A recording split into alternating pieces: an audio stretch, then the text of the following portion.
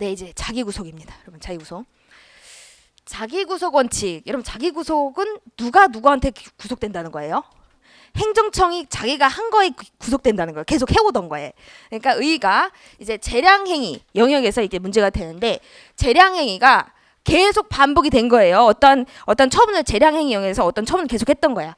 근데 그게 이제 뭐다? 관행이 성립되었어요. 관행이. 재량행위가 계속 어떤 관행이 성립된 거다.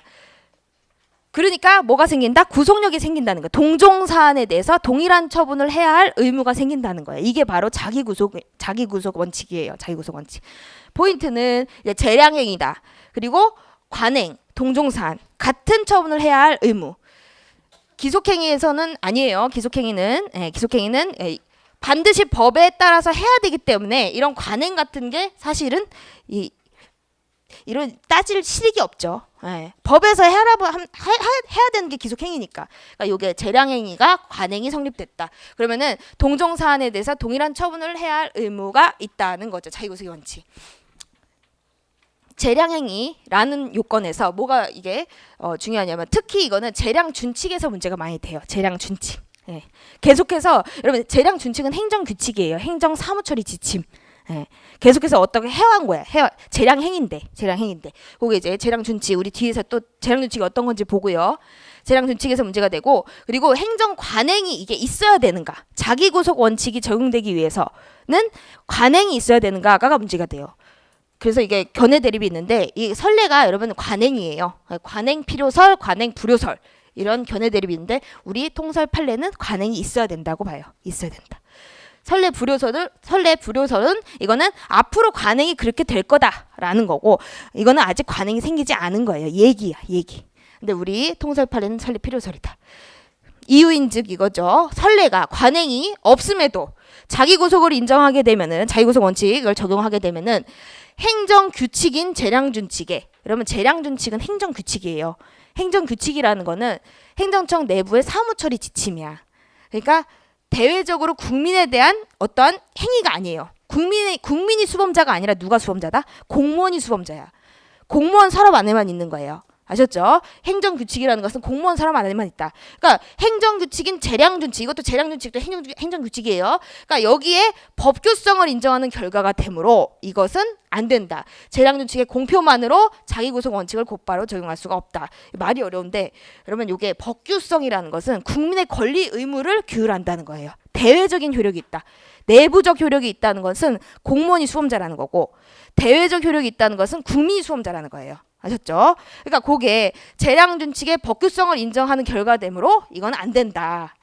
그러니까 재량준칙의 공표만으로는 자기구속 원칙을 곧바로 인정할 수 없고, 뭐가 있어야 된다? 관행이 있어야 된다. 관행. 아셨죠? 재량준칙 플러스 관행이 있어야지 자기구속이 생긴다는 거예요. 아셨죠? 재량준칙 플러스 관행이 있어야 된다. 그러니까 그 관행에 구속되는 것이지 재량준칙에 구속되는 게 아니다라는 거예요. 아셨죠? 그거 동종사안에서 동일한 처분을 해야 할 의무다. 이거 알고 계시고요.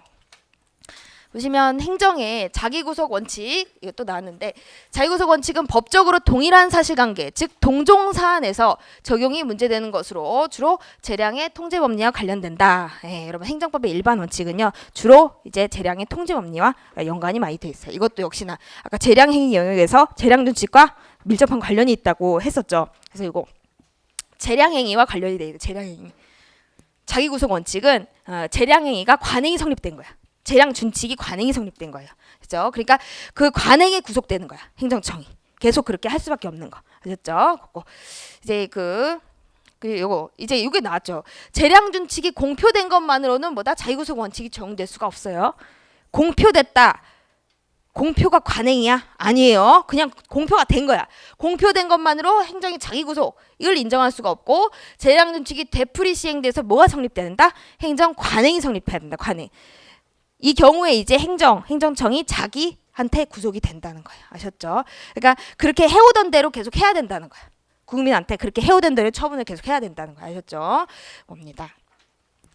여기서 이제 재량준칙이 뭔가, 요거를 이렇게 정리를 하시면 돼요. 상급 행정기관이 하급 행정기관의 재량 행사의 통일성을 위해서 제정한 제재적 처분의 기준이다. 처분 기준.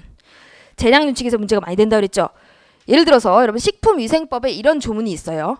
업종 위반 시 영업을 취소 또는 정지할 수 있다. 이게 뭐죠? 재량행위. 그럼 취소하라는 거야? 정지하라는 거야? 모른다. 처분의 세부 기준을 누구한테 정한다? 누구한테 위임하고 있죠? 불령. 불령으로 정한다. 이거 위임. 세부 기준은 불령으로 정한다라고 했잖아. 그러니까 불령으로 위임을 한 거야. 예. 취소할지 정지할지는. 그죠? 이게 뭐 이게 효과가 재량, 그죠? 재량 행위죠. 할 수 있다.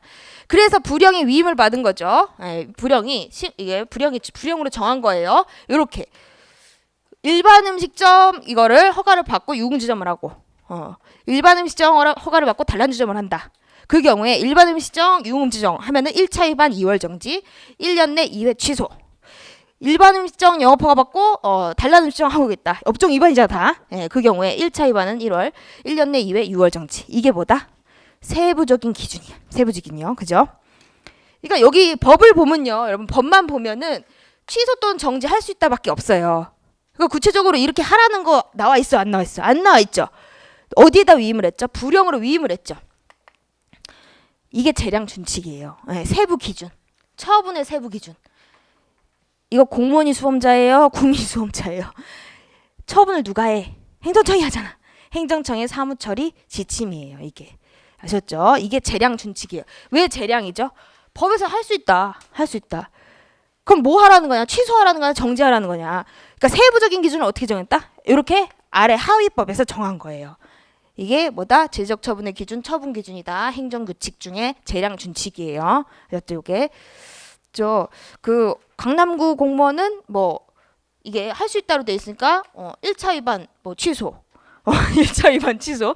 근데 관악구 공무원은 1차 위반 1월 정지. 똑같은 법 위반을 했는데 어디는 그냥 취소 끝. 그리고 어떤 데는 6개월 영업 정지. 이러면 안 되잖아. 똑같은 법 위반을 했으면은 재량권 행사니까 재량행위니까 할 수 있잖아요. 공무원이 재량이 있잖아. 근데 어디 공무원은 어떤 처분, 어디 공무원은 어떤 처분. 이거 통일성이 없잖아. 똑같은 법 위반을 했는데도 불구하고. 그러니까 이런 거를 정해놓는 거예요. 이런 거를. 여러분 행정규칙을 꼭 아셔야 돼요. 공무원 되셨을 때 행정규칙 모르시면. 예, 그래서 요게 이제 행정규칙이다. 재량권 행사의 통일성을 위해서 만들어 놓은 기준이에요. 처분의 기준. 그러니까 요게 재량준칙이 관행이 성립됐다. 이렇게 재량준칙이 관행이 성립됐다. 그럼 행정청은 자기한테 구속된다. 어떤 처분을 해야 되는지 이게 구속된다는 거. 반드시 그 처분을 해야 된다는 거예요. 아셨죠? 그럽니다. 법적 근거. 여러분 법적 근거가 뭐냐?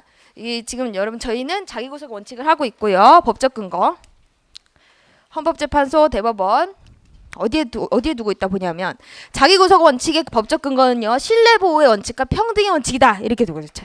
자기구속. 신뢰보호의 원칙과 평등의 원칙.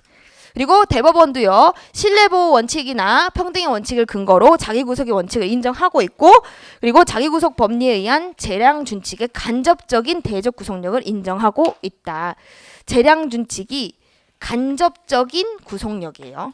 아셨죠? 간접적인 대외적. 그러면 직접적인 건 뭐죠? 관행. 계속 그렇게 해온 관행이에요. 그러니까 국민이 받지. 국민이 받잖아. 계속 그렇게 해왔으니까 관행. 그러니까 그때 이제 대외적 구속력이 생긴다는 거예요. 재량준칙은 공무원 서랍 안에만 있잖아.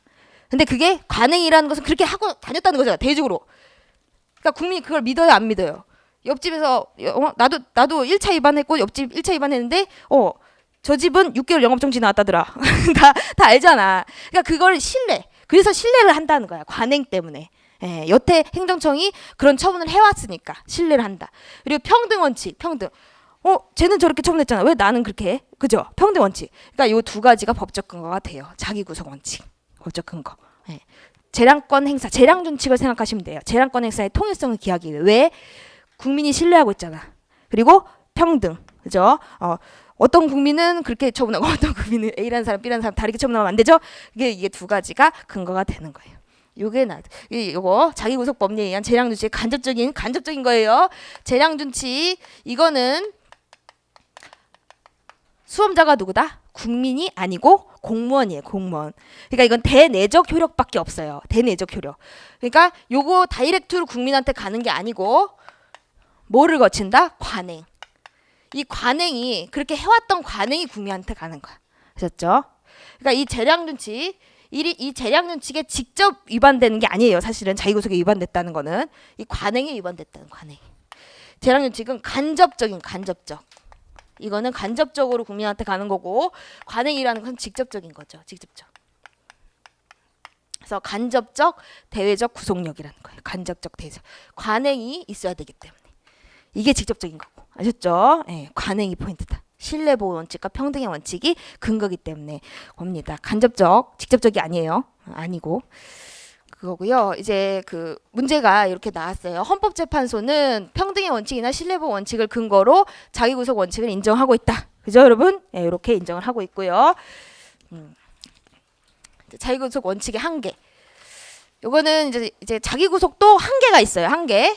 첫 번째 보시면 특수한 사정 변경이 있는 경우에는, 즉 합리적 이유가 있는 경우에는 달리 처분을 할 수가 있어요. A라는 사람, B라는 사람. 그리고 두 번째, 불법의 평등을 적용할 수 있는가? 안 되겠죠. 그러면 제 법 위반했는데 나도 위반할래. 이러면 안 되잖아. 그거죠.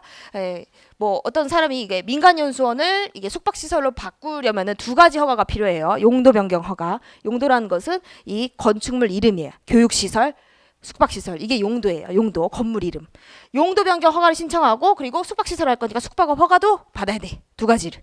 근데 A라는 사람, 근데 갑이라는 사람은 숙박업 허가만 받고 영업 중에 용도 변경 허가 안 받았어. 위협하죠. 근데 의리라는 사람 똑같이 이렇게 하려고 숙박시설 하려고 그랬는데 뭐라고 주장한다? 평등 원칙을 근거로 자신에게도 용도 변경 허가 없이 어떤 숙박업 허가만 받고선 그러니까 영업할 수 있게 해달라라고 한 거예요. 이거 가능할까요? 그러면 안 되죠. 이게 바로 불법의 평등이에요. 적용되지 않는다. 이게 자유구속 원칙의 한계예요. 한계. 예. 저 사람 저렇게 하는데 왜 나한테 그렇게 하나? 불법의 평등은 인정되지 않는다. 그래서 이게 또 나왔죠. 예, 반복적으로 행해진 처분이 위법하더라도 위법, 그죠? 위법한 처분이 반복된 거예요. 그러면은 행정의 자유구속 원칙에 따라 행정청은 선행처분에 구속된다. 아니죠. 예, 요것도 은근 많이 나옵니다. 은근 많이 나오고. 그리고 이제 요거 행정상 법률관계 당사자인데, 이거는 여러분 행정청이란 개념 하고요. 행정주체라는 개념, 요거를 좀 나눠서 조금 파악을 하고 계셨으면 좋겠어요. 행정청이라는 거는 스스로, 그러니까 기관 생각하시면 돼요. 행정기관들. 예, 무슨 뭐 세무서장, 뭐 이렇게 뭐 대통령, 뭐 이렇게 장관, 이렇게 기관들 생각하시면 돼요. 스스로 의사를 결정하고 자기 이름으로 외부에 표시할 수 있는 사람들. 예, 표시하는 기관. 예. 표시하는 기관, 뭐 도장 찍을 수 있는 사람, 도장 찍는 게 표시한다는 거. 예, 요게 이제 행정청이고요. 그리고 행정주체라는 것은 권리 의무의 기속주체다. 법 효과의 기속주체예요. 법 효과. 그 말이 어렵죠? 예. 말이 어렵다. 여러분 우리 공무원 되면은 그 월급 어디서 나와요? 각각 뭐 국가직 공무원은 국가에서 나오고, 그죠? 지방직 공무원 지자체에서 나오죠. 국가나 지자체가 행정 주체예요. 아셨죠? 주인. 아셨죠? 그래서 행정 주체는 권리 의무의 기속 주체, 법 효과의 기속 주체, 주인 얘기 생각하시면 자연인 법인들. 그래서 이게 좀 다른데 행정 주체 요 두 가지 개념이 달라요. 왜냐하면 이걸 왜 구별을 해 두셔야 되냐면, 행정청은 항고소송이라고 있어요. 항고소송. 우리가 이제 저희가 소송 파트 가면요, 항고소송과 주관소송으로 항고소송과 당사소송을 배워요. 근데 항고소송이 정말 중요한 부분이거든요. 예, 처분을 다툴 때 항고소송이라는 걸 제기해요. 그 경우에 항고소송의 피고는 뭐다? 행정청이 돼요. 처분을 행한 행정청. 행정 주체는 피고가 될 수가 없어요. 네. 그래서 이게 피고 적격 선택이 있어서 중요하기 때문에 행정청이라는 개념을 보는 거고요. 그리고 행정 주체는요, 우리 당사자 소송이라고 또 배운다 그랬죠. 처분이 아닌 경우에 이제 법률 관계를 다투는 소송인데, 그 당사자 소송에 이제 피고가 될 수가 있어요. 행정 주체는. 그러니까 행정청은 항고소송의 피고, 그리고 행정 주체는 당사자 소송의 피고가 된다. 그래서 구별 실익이 있다. 근데 행정 주체는 뭐 이런 게 있어요. 국가, 공공단체, 공무sak 사인. 그리고 이 공공단체라는 것은 공법인이라고도 하는데, 공공단체는 지방자치단체, 공법상 사단재단, 영주물법인 이런 게 있다. 예. 그냥 요것만 요게 있다 보시면 돼요. 일단은. 예. 근데 국가는 시원적이고, 예. 그리고 나머지는 전례적이다. 예. 국가는 원래부터 태어날 때부터 행정 주체고, 나머지는 전례적 행정 주체다. 예. 요게 있고, 이거 꼬였다. 여러분 이게 지자체가 보통, 특별 이렇게 나뉘고요. 보통은 광역, 기초 이렇게 나뉠 수가 있어요. 그리고 뭐 여러 가지 뭐 영조물 법인 예를 들어서 뭐 이런 것들이 있고, 그리고 이 공무삭 사인이라는 걸 제가 하려고. 공무삭 사인의 개념은 공무를 위탁받은 사인이에요. 예, 행정청으로부터 공무를 위탁받아서 어떤 일을 하는 거야. 행정청 대신. 그래서 이 공무삭 사인이라는 것은 행정 주체의 지위와 행정청의 지위를 두 가지를 다 갖는다. 예, 요거를 제가 설명하려고 했고요. 그리고 뭐 이런 민영 교도소 예가 중요하고, 그리고 이거랑 비교 개념이 조금 중요하다. 예.